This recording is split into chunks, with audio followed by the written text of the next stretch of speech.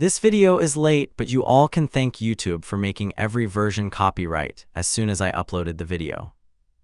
I did everything like everyone else on YouTube when it comes to the videos, but for some reason YouTube didn't like any of my videos, but I finally got the video approved by YouTube. Here is my review for the HeartStopper Forever movie. First, let me start out by saying the following to get it out of the way. Yes, the movie was awesome and very emotional, but also it felt very rushed. A lot of the movie was only around Nick and Charlie, and the other characters didn't have enough screen time. Yes, I know that the main characters are Nick and Charlie, but you can't leave the rest of the characters out. They are part of the storyline and who we fell in love with for 3 seasons. The movie left me with so many unanswered questions about all the characters. Spoiler alert coming, even at the end of the movie they showed each character's future, but that doesn't really help or explain, it just showed a small glimpse of the characters. Now on to the review. I will be doing a review every 30 minutes of the movie, because almost 2 hours will take forever and don't want the viewers to get bored. I liked how they did the intro of the movie using pictures from all the 3 seasons, very cool. The movie opens up with Charlie giving his speech for head boy, and of course his supportive boyfriend Nick is there being supportive. Charlie doesn't hold anything back when he is giving his speech. He tells it like it is. This is the new and improved Charlie, and that's why he wins. He doesn't say useless things, but makes promises that will help the student body and the school. It is awesome that the friend group is there at the school helping to get Charlie elected for head boy. We see the student body voting, and both teachers are counting the votes. The look on both the teachers' faces made me think that Charlie didn't win, and maybe they did that on purpose to throw us off, but of course Charlie is the winner. The look on Harry's face is priceless when he finds out he lost to Charlie, is so satisfying. Now it's time to celebrate the victory of Charlie Spring with a big party. You can tell right away the expression that Nick shows off, how happy he is for Charlie winning is adorable. Everyone is having a good time, and then Harry pops up being a sore loser. He wants a recount of losing head boy. All of Charlie's friends are there at the party to celebrate his victory. Tara, Darcy, Imogen, Elle, Tao, Isaac, even his sister Tori is there.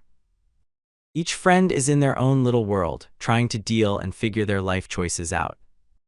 We come to Elle and Tao, and right away the vibe that these two had from season 2 and 3 is no longer there. Did anyone else notice this and get the same vibe?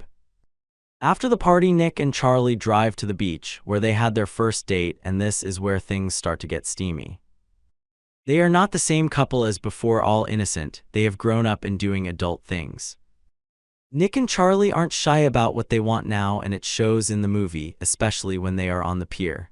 Nick and Charlie are very naughty. I'm sure this scene shocked everyone, but we knew we were getting a more grown-up movie of Nick and Charlie. This scene is awesome. Nick sees Charlie taking care of Nellie and Henry and also playing with them. This puts a big old smile on Nick's face because Nick knows how much his dogs love and trust Charlie, and the same thing for Charlie. He cares so much for Nellie and Henry. Charlie is talking about their future together and how it's going to be. Both of them will have jobs and a place where both of them can call home. Nick agrees and likes this future plan. Nick decides to tell Charlie that he has decided on a college he will be attending after graduation. Charlie is kind of shocked that he didn't mention this sooner, and yes, I agree with Charlie on this one. I believe Nick was trying to protect Charlie to a certain point so he wouldn't get hurt or be sad of the college choice Nick made. But when you're in a relationship, you need to communicate and share things, even things that might upset your partner. In this scene, we get the first glimpse of Nick holding things back from Charlie and not wanting to share as much. Charlie is no longer on the rugby team. He decided to quit, and this makes the coach sad, and you can tell Nick is hurt by this, but he hides it really good. The real reason Charlie quits rugby is he never liked it. He joined only because of Nick, but now since he is head boy, his duties to head boy are more important. Nick is trying to write an essay for college, but for some reason he can't. He's being too critical of himself. When we are asked to describe ourselves or our accomplishments, we make it much harder on ourselves. We are the worst critics to ourselves. Nick doesn't know how good of a person he is, he has doubts about himself, and later on in the movie we find out why. Charlie is working at a coffee shop now, good for him. This is how much he has grown and changed. The previous Charlie wouldn't have had the confidence to have a part-time job, but check him out now, making that money. Because Nick and David don't have the best relationship and Charlie doesn't care for David at all. This makes Nick anxious because of David, and Charlie is full aware of this, and he straight out tells Nick about his concern. Charlie tells Nick that he is not there for sex, they can do other things. But Nick prefers to have sex instead because this is his way of putting up a shield to not communicate and share his feelings. Nick is holding a lot of emotions inside and he keeps on pushing them down, which is not healthy for him. Again, Nick uses sex as a shield, and you can see this again in another scene in the movie. There they go again, being naughty and steaming up the screen for all their fans, but it gets ruined by David because he's being too loud and it's a turn-off for Nick and Charlie. Instead, Charlie helps out Nick by writing his essay for him. When Charlie is typing, he mentions all the great things about Nick that Nick couldn't write for himself. Charlie tells Nick that he should volunteer or get a part-time job so he has something for himself instead of just school and rugby. This would make his essay look a lot more interesting. In this scene, we see a younger student approaching Charlie, but the student doesn't speak. Charlie tries to start up a conversation, but the student is too shy and quiet. The student walks away. I like how they reimagined this scene in Season 2 when everyone is in Paris. Charlie is trying to remind Tao how they met and became friends. Charlie was shy and scared, but Charlie got good vibes from Tao and the rest is history. This is the same thing for the younger student. The younger student is a mini Charlie, quiet and shy. Nick and Charlie are sleeping when Nick has a terrible dream about Charlie. Nick is trembling and breathing heavy, and Charlie notices this. Nick explains to Charlie what the dream is about, and Charlie tells him everything is fine. We all have had dreams like this, and when you wake up it freaks you out because for a brief moment it feels so real, until you realize it was all but a dream. The dream that Nick had doesn't help him out at all, it makes things much worse for him. This means more stress for Nick, which he can't find a way to deal with it. He feels guilty about the dream because he couldn't help. In the movie later on we find out why. The Paris crew are all at a bar to see Sahar, Charlie, and the band perform. This is where things get interesting and things start to turn out weird. All is going good so far, all of them are having a good time, and then Nick's rugby friends ask him to do shots with them, and he says one is enough, but then he notices David walks into the bar, which makes Nick continue to take shot after shot. This is not good for Nick. He is now using alcohol to bury his emotions. We all know what enough alcohol does to your body and mind. At first Nick is fine and talking with some random girl, and of course Charlie notices this, but he has to be professional and not make a scene.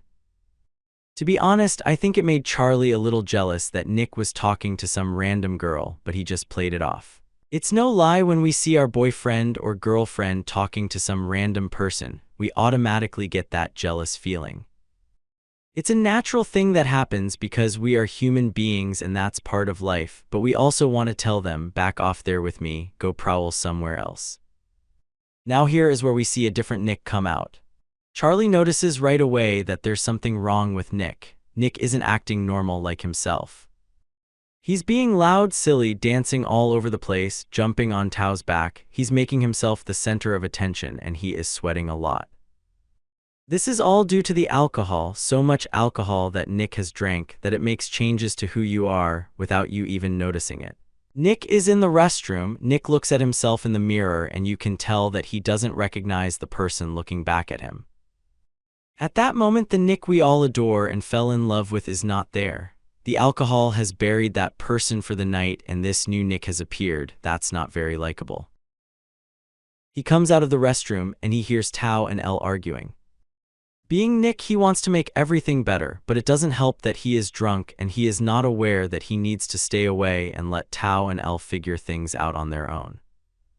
Now we see Nick's jealous side coming out to play. We have never seen this in either of them before, and I'm glad that they brought this into the movie. Nick and Charlie are having a little conversation fight over being jealous, and Nick straight out tells Charlie he needs another drink. It was a good thing the bar was closed and not serving any more alcohol. What would have happened if Nick kept on drinking the whole night? I'll let you decide on this on your own. Nick comes to the conclusion that all his friends hate him. He even asks Charlie if he is upset with him. Charlie tells him no, we need to get you home. Then out of nowhere, David shows up asking what the fuck is wrong with Nick. I guess David figured out on his own what was wrong. David takes both of them back to their house, and just when I'm here thinking David actually has a heart and some brotherly love for Nick, David throws everything out the window. They arrive to their house and Nick runs straight to the restroom to throw up. Instead of helping Nick his own brother out, David decides to go upstairs and let Charlie handle Nick. Way to go, David, you've earned the best brother award, you dick. Charlie is knocking on the door for Nick to open it up so he can help him, but Nick makes an excuse and then yells at poor Charlie that he doesn't need help. Clearly, Nick does need help, but he doesn't know how to ask for it and instead tries to pretend everything is fine. Nick, let me in. This scene is heartbreaking because we have never seen Nick get so mad and yell at Charlie for no reason. I want to point out something that Charlie says after Nick yells at him. Charlie says, "Let me in. I know it means open the door and let me come in to help you." But could this also be a metaphor to let us know that Charlie knows Nick needs help and for Nick to let down his protective shield and let Charlie in so he can help him emotionally?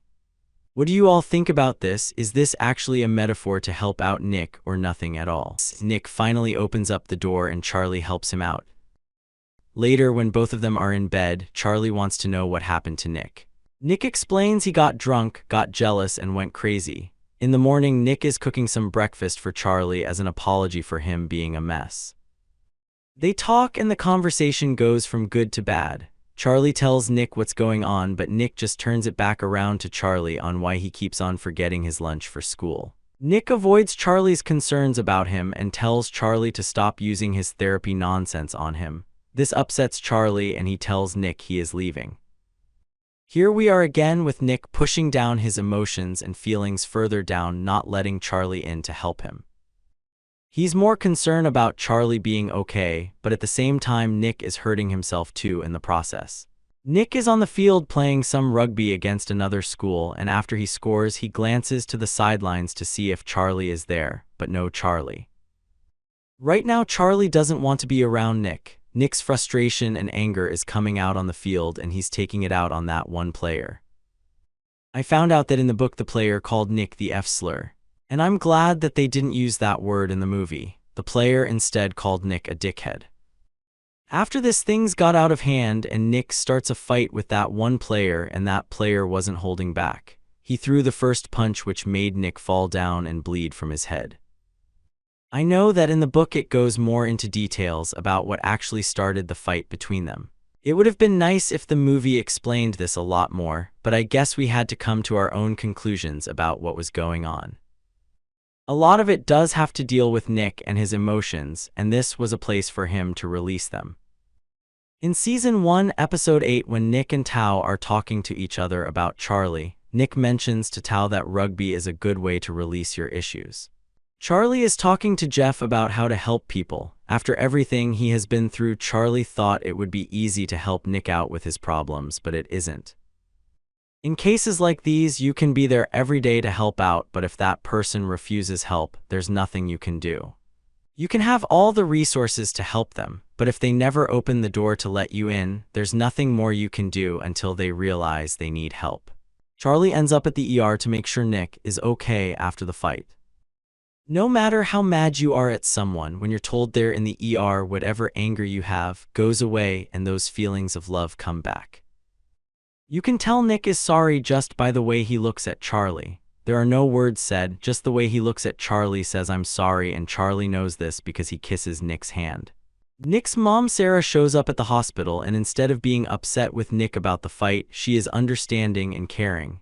Back at their house, Sarah wants to know what is going on with Nick. His mom knows that Nick hasn't been himself lately. Nick explains that he and Charlie had an argument and it was all his fault.